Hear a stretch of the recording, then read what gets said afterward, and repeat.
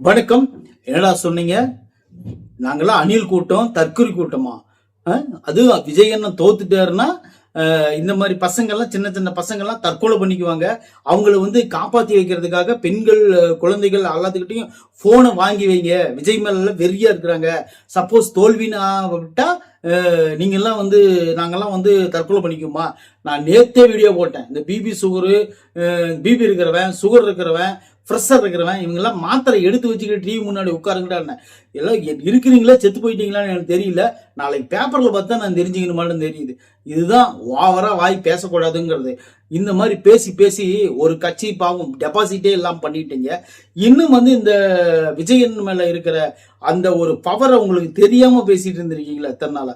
அதை நினைச்சா தான் எனக்கு ரொம்ப வருத்தமா இருக்கு. சரி, ஓகே, எது எப்படியோ நம்ம தளபதி ஜெயிச்சிட்டாரு. அது வரலும் மிக மிக சந்தோஷம். கண்டிப்பா நம்ம தளபதி தான் அடுத்த சிஎம் அப்படிங்கிறத நான் இப்பயே பதிவு பண்ணிட்டேன். சரி, ஓகே, உங்களுக்கும் அந்த நம்பிக்கை இருந்துச்சுன்னா கீழே கமெண்ட்ல சொல்லுங்க, நாம பேசிக்குவோம். சரி, ஓகே. விஜயனுக்கு கோடான கோடி வாழ்த்துக்கள். நன்றி, வணக்கம்.